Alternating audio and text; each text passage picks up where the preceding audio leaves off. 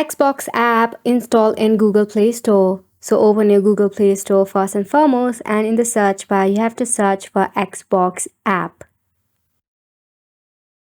Tap on install and wait until it is installed in your mobile. Once it is done installing, go ahead and tap on the open icon from here. Now tap on the option of sign in.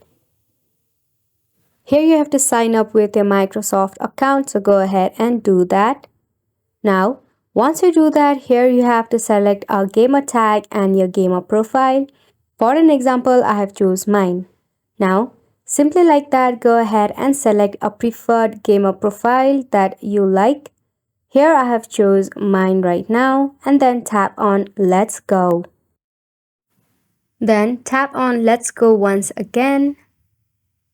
From here, you can tap on Next. You can allow notification. I've skipped that part. Now you can go ahead and add a Steam, Twitch, Discord or Reddit. However, I have skipped that part. Also, you can add your friend right here, and if you have a gaming console, go ahead and set it up. And just like that, you are in your Roblox app in your mobile and you can easily play thousands of games with your friends. Hopefully this video was helpful and thank you so much for watching.